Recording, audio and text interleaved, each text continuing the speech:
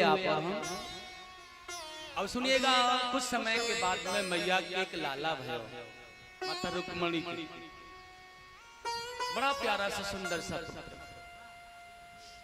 इस बालक का नाम है प्रद्युम्न। देखिए इसके हाथों जिसका काल था वह सम्रासुर नाम का दैत्य, उसे किसी महात्मा ब्राह्मणों ने बता रखा था कि आपका वध भगवान कृष्ण का और रुक्मणी का जो पुत्र होगा वो करेगा। तो यह प्रसूति गृह से इस बालक को चुरा करके ले आए और देखिए चुरा करके उसे मारना चाहता है। या मेरा काल है, छोटा है, मैं अभी इसे मार दूंगा तो यह बड़ा होकर के फिर मुझे नहीं मार पाएगा, क्योंकि अभी मैं इसे मार डालूंगा तो फिर मैं अजय हो जाऊंगा, अमर हो जाऊंगा। तो सज्जनों, लेकिन ये आकाश मार्ग से लेकर जा रहा है तो मार्ग में से नारद जी मिल गए और नारद जी ने कहा है भैया तुम किस बालक को लेकर के जा रहे हो, यह बड़ा छोटा सा बालक है और अपनी मां से अलग कर रहे हो ना, इसका पाप लगेगा तुम्हें। यह रो रहा है बेचारा। तो सम्रासुर ने कहा महाराज यह मेरा काल है या मेरा शत्रु है और मैं इसे मार देना चाहता हूँ। नारद जी ने उसे समझाने का प्रयास किया, तुम इसे मारना चाहते हो, यह काल है तुम्हारा, यह ठीक है, लेकिन इसे पता नहीं कि तुम इसके शत्रु। अच्छा बिना पता हो और शत्रुता करने लग जाओ तो आनंद नहीं है उसमें।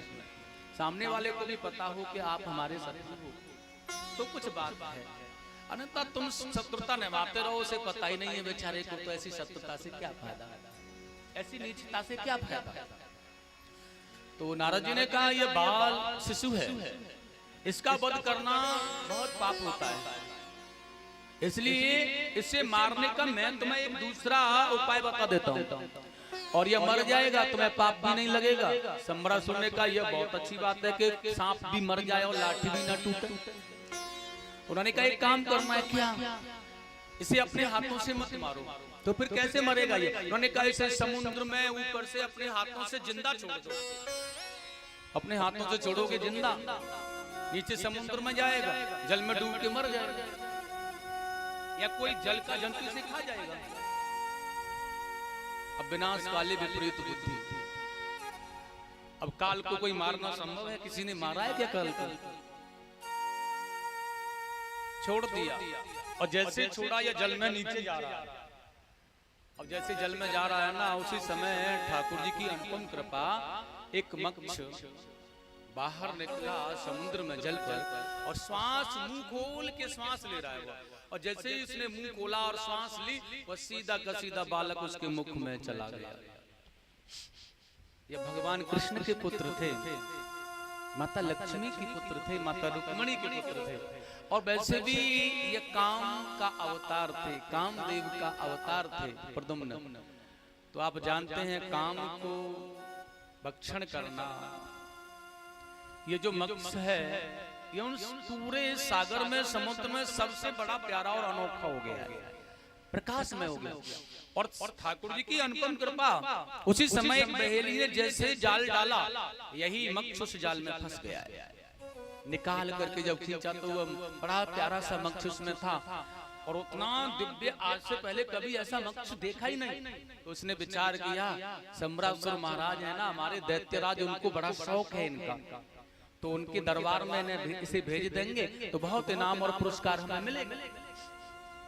लेकर के गए, वहां रख दिया दरबार में। महाराज ने प्रसन्न होकर के बहुत भेंट उपहार दी। देखिएगा उसका काल उसी के यहाँ जा रहा है और देखिए बड़े प्रेम के साथ में जब पाकशाला में इस मत्स्य को भिजवाया गया और जैसे ही पेट को चीरना प्रारंभ किया तो अंदर से रोने की आवाज आई और उन्होंने बड़े सावधानी से उसे उसके पेट को चीरा तो उसमें से एक बालक निकला। स्वामी सुखदेव जी ने कहा राजा परीक्षित, आज पावन और दिव्य बालक को देख करके ये बेचारे बड़े आनंदमय हो गए। ने कहा भैया ऐसा सुंदर सा प्यारा सा बालक है, किसे दें इसे, किसे सौंपे इसे? तो देखेगा वो जो कामदेव थे ना, आपने पता है भोले बाबा ने जिन्हें जलाकर के अपने नेत्र से नष्ट कर दिया था। तो कथा उस समय की है जब भोले बाबा ने कामदेव को जलाकर के नष्ट कर दिया तो उनकी जो पत्नी थी रति, यह भगवान के पास में गई, यह बताओ हमारा क्या कसूर है, हमने क्या अपराध किया आपका, हमारे पति को आपने जलाकर नष्ट कर दिया, अब हम किसके सारे जीवन यापन कर रहे हैं।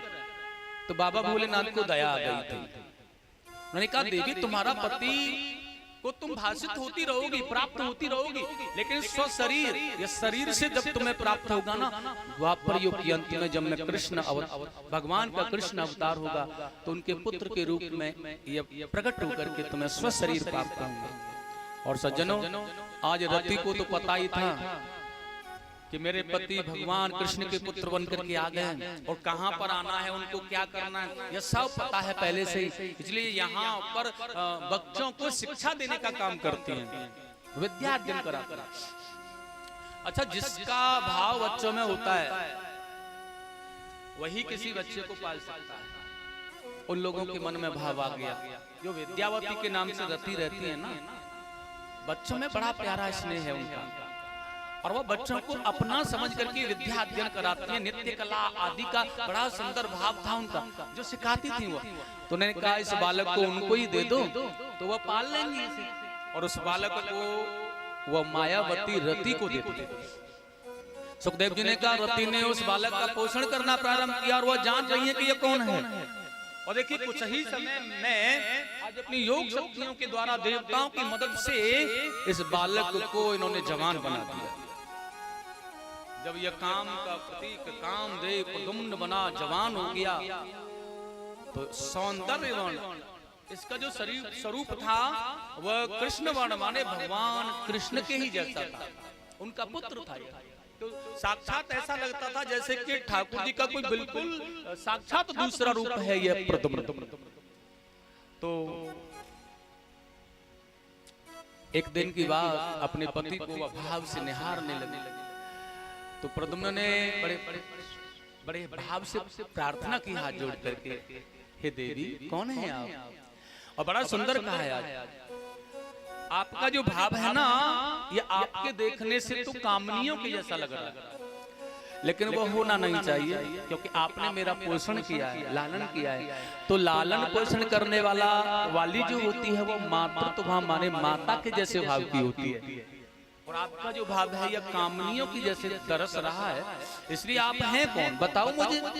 मातृभाव मति क्रम्य वर्त से कामनीय था, यह कामनियों की जैसी स्थिति आपकी क्यों हो रही है, बताओ मुझे। तो तभी रति ने कहा हाथ जोड़ करके, आप मेरे पुत्र नहीं हैं, तो फिर कौन है हम? अब बताया है आप मेरे पति हैं स्वामी, और उन्हें सारी बातें याद दिला दी। जब देवताओं का कार्य करने के लिए आप गए तो भगवान शिव ने आपको जलाकर नष्ट कर दिया। तो भगवान ने मुझे वरदान दिया, तो आप कृष्ण के, भगवान गोविंद के पुत्र बनकर के प्रद्युम्न में पधारे हैं। आप साक्षात कामदेव हो। अब कामदेव को अपने बल का, पौरुष का, ऐश्वर्य का, विद्या, अपने बल का जब पता चला तो उसने कहा आपका जो अवतार हुआ है ना प्रभु जी, यह सब पापी का वध करने के लिए हुआ है, पाप का विनाश करने के लिए ही आपका अवतार हुआ।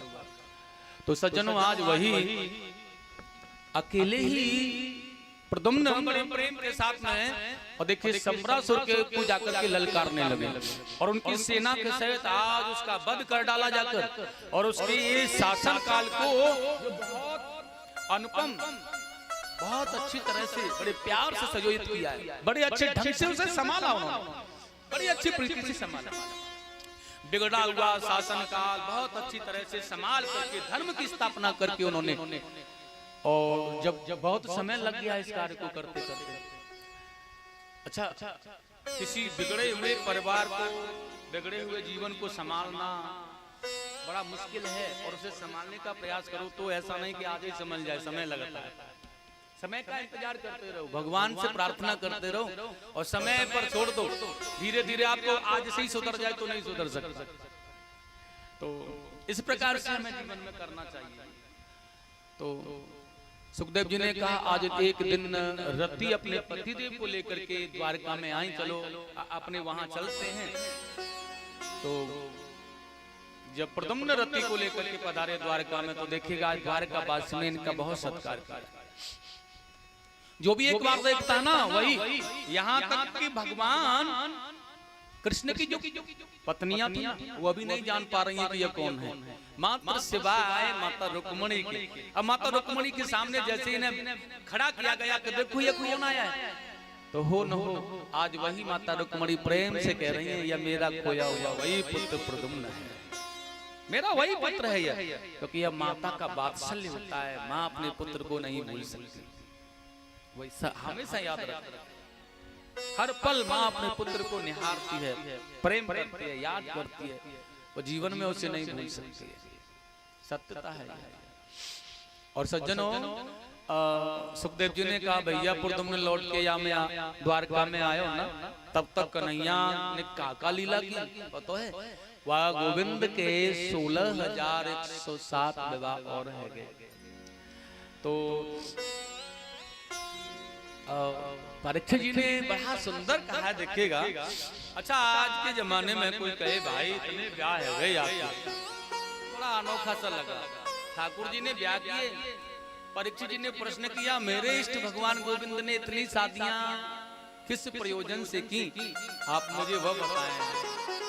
सुखदेव जी ने कहा शादियों के विषय में क्या सुनना राजन, शादियां तो हो गई भगवान की, लेकिन परीक्षित ने कहा नहीं, आप मुझे बताओ मेरे गोविंद मेरे प्रभु की वो शादियां कैसे हुई, किस कारण से उन्होंने वो शादियां की, बताओ मुझे, मैं सुनना चाहता हूँ।